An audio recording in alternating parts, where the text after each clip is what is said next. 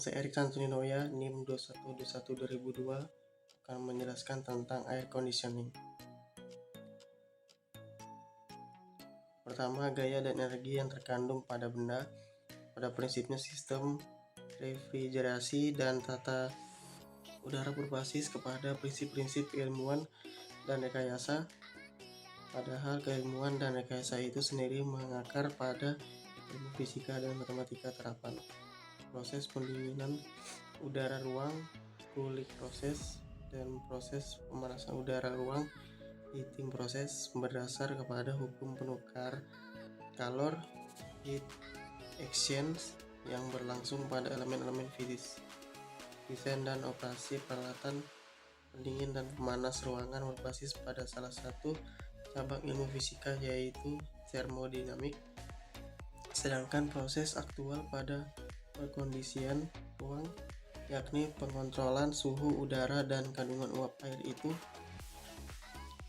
atau kelembapan udara, tergantung kepada pengetahuan dari salah satu cabang ilmu yang sudah dikondisi dan ke ruang-ruang yang memerlukannya, dan pengaturan udara segar dari luar ruangan berhubung erat dengan masalah ventilation, proses aliran fluida dalam suatu siklus menyangkut aliran fluida dan energi kinetik energi, pemeliharaan suhu ruangan agar selalu konstan pada titik yang diinginkan akan berkaitan dengan masalah pemindahan panas, heat transfer.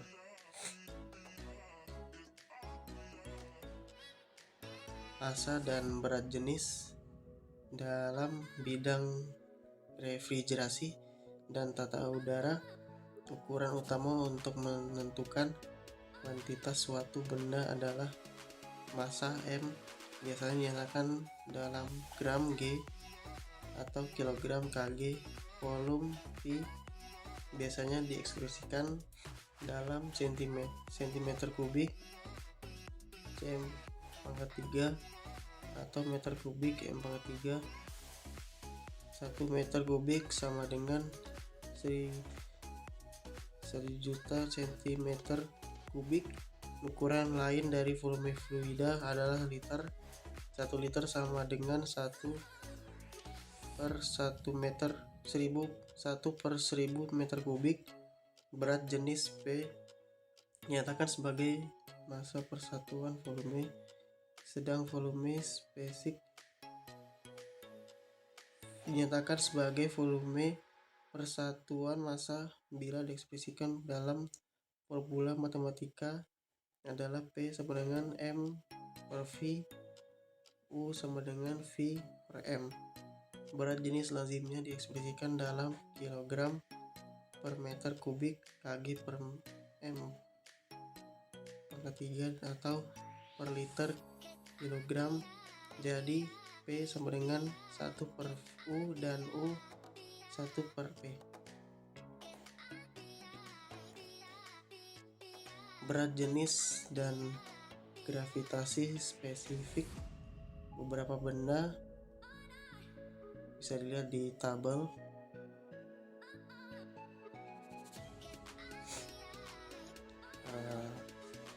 Gravitasi spesifik atau berat jenis relatif. Gravitasi spesifik dari suatu benda merupakan nilai perbandingan antara berat jenis benda tersebut dengan berat jenis benda yang dijadikan standar acuan. Pada kasus cairan, maka yang dijadikan standar acuan adalah air yang memiliki berat jenis maksimum 1000 kg per meter kubik. Jika PW adalah berat jenis air, maka gravitasi spesifik PR suatu benda adalah berat jenis dan gravitasi spesifik beberapa jenis gas. Bisa lihat di tabel. Massa dan volume zat yang mengalir. Bila massa benda diukur dalam satuan gram G atau kilogram Kg, maka massa suatu zat cair yang mengalir diukur dalam satuan gram per detik atau dalam kilogram per detik. Satuan lain yang dapat dipakai untuk mengukur aliran suatu zat cair adalah kilogram per menit dan kilogram per jam. Sama seperti massa, volume diukur dalam meter kubik atau dalam liter. Volume suatu zat cair yang mengalir diukur dalam satuan meter kubik per detik atau dalam liter per detik atau dalam meter kubik per jam. Dari persamaan 1:1 dan 1:2 dapat dibuat hubungan antara massa dan volume aliran massa dan aliran volume sebagai berikut. Energi kinetik eksternal. Energi yang memiliki oleh sesuatu benda dapat bersumber dari dua tipe energi, yaitu energi kinetik dan energi potensial. Energi kinetik merupakan energi yang dimiliki oleh suatu benda sebagai hasil dari adanya pergerakan atau kecepatan. Misalnya benda jatuh, aliran fluida, dan bagian-bagian bergerak dari suatu mesin menimbulkan energi kinetik karena adanya pergerakan. Besarnya energi kinetik eksternal yang dimiliki oleh suatu benda merupakan fungsi dari massa dan kecepatan benda sesuai formula berikut. Dalam hal ini, KE sama dengan energi kinetik eksternal yang diukur dalam satuan Joule. M sama dengan massa benda dalam kilogram. V sama dengan kecepatan dalam satuan meter per detik. Energi internal. Menurut teori molekul, seluruh zat baik yang berwujud cair, gas, dan padat terdiri dari jutaan partikel mikroskopik yang disebut molekul. Istilah molekul menjelaskan adanya partikel terkecil yang dimiliki oleh suatu benda yang masih memiliki sifat sama seperti bendanya. Misalnya molekul air yang memiliki sifat seperti air. Setiap molekul terdiri dari suatu partikel yang lebih kecil lagi yang disebut atom. Sedangkan atom itu sendiri memiliki partikel elemental yang disebut proton yang bermuatan positif, elektron yang bermuatan negatif, dan neutron. Molekul yang ada pada setiap benda dapat memiliki energi kinetik dan energi potensial. Energi total internal yang dapat dimiliki oleh suatu benda merupakan penjumlahan dari energi kinetik internal dan energi potensial internal. Hubungan tersebut diperlihatkan pada persamaan berikut. U sama dengan K tambah P. Dalam hal ini U sama dengan energi total internal, K sama dengan energi kinetik internal, P sama dengan energi potensial internal. Energi panas, daya, dan perubahan wujud zat. Energi panas dan daya panas merupakan suatu bentuk energi. Ini merupakan fakta yang tidak dapat diingkari bahwa panas dapat diubah menjadi suatu bentuk energi lainnya. Demikian juga sebaliknya, bentuk energi lainnya dapat pula diubah menjadi energi panas. Secara prinsip termodinamik, panas dinyatakan sebagai energi yang berpindah dari suatu zat ke zat lainnya sebagai akibat dari adanya perbedaan suhu antara kedua zat tersebut. Pada energi lainnya, perpindahan energi dapat berlangsung karena adanya suatu usaha yang dilakukan pada benda dalam refrigerasi dan tata udara.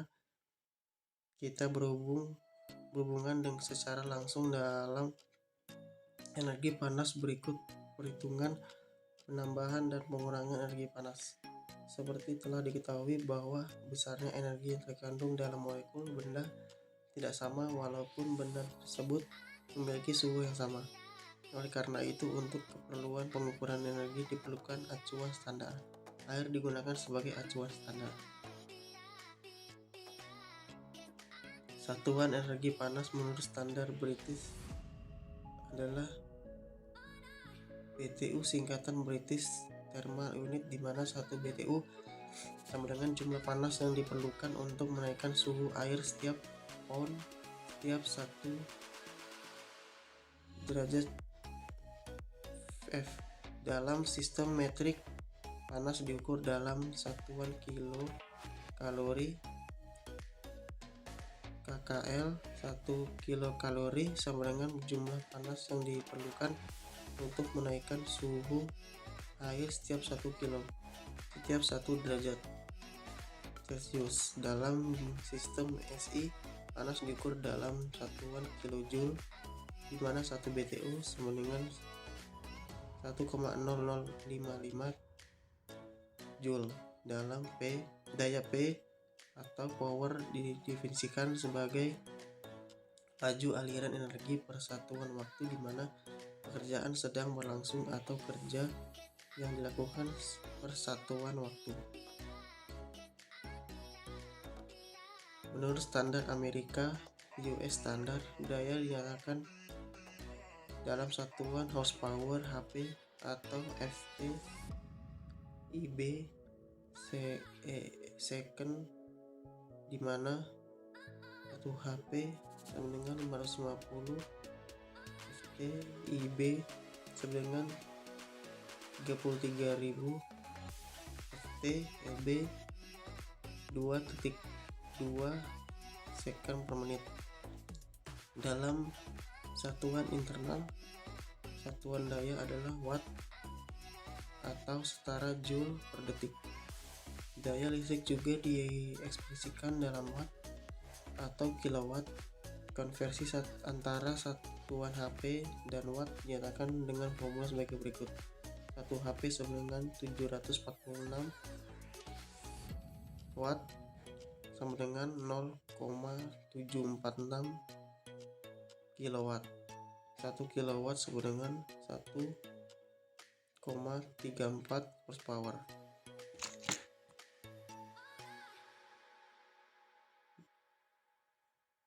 Metode pemindahan panas.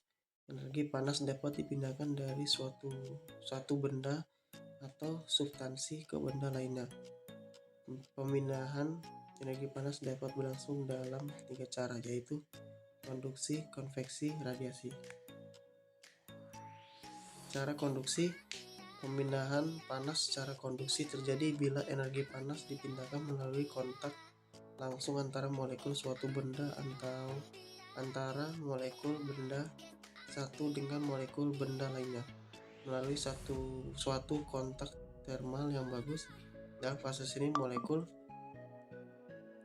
yang mempunyai suhu lebih tinggi karena proses pemanasan akan memberikan energi panasnya kepada molekul yang ada di dekatnya, begitu seterusnya. Kuantitas atau jumlah energi panas dikonduksikan melalui suatu benda tergantung pada beberapa faktor sebagai berikut. 1.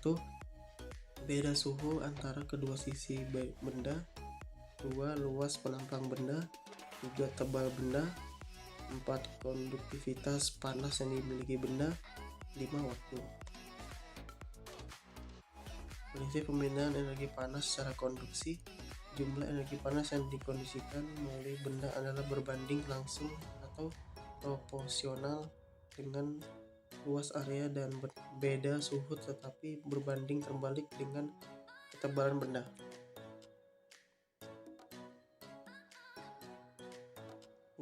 Hubungan kelima faktor tersebut dapat diformulasikan sebagai berikut, di mana Q sama dengan jumlah panas dalam BTU atau dalam watt, K koefisien konduktivitas dalam BTU, HR FT2 OF per in, atau W M2 OC per M. A sama dengan luas area dalam FT2 atau M2. T waktu dalam detik, menit atau jam. T2 T1. B suhu dalam OF atau OC. L sama dengan tebal benda dalam in atau M. Koefisien konduktivitas panas K boleh dilihat dalam tabel.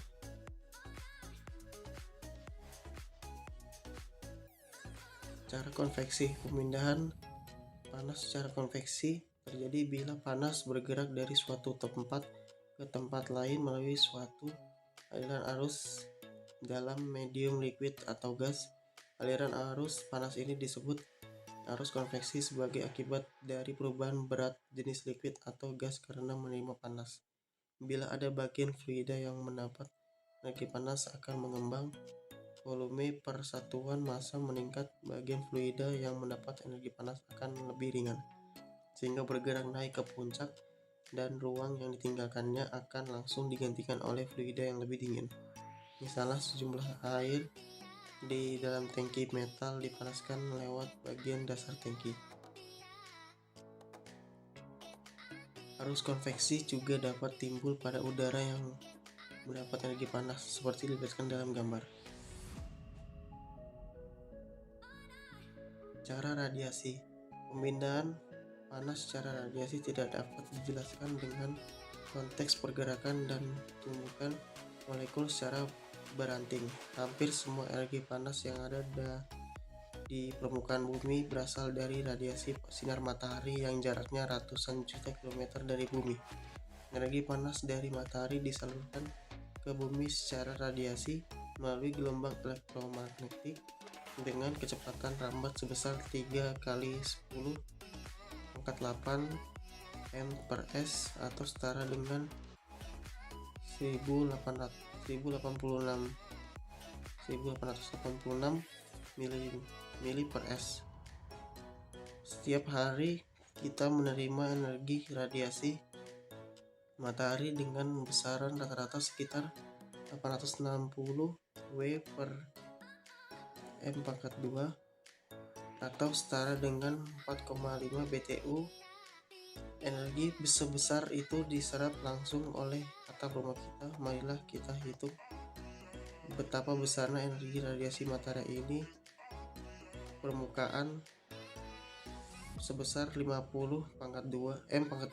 Ini berarti rumah tersebut akan menerima energi panas dari matahari sebesar 860 kali 50 sama dengan 43.000 watt atau 43 kW. Anggaplah efisien alat yang digunakan untuk mengumpulkan energi panas menjadi energi listrik adalah 20%. Artinya kita dapat menerima energi cuma-cuma setiap hari sebesar 0,2 kali 43 sama dengan 8,6 kW. Sekian penjelasan dari saya ucapkan terima kasih.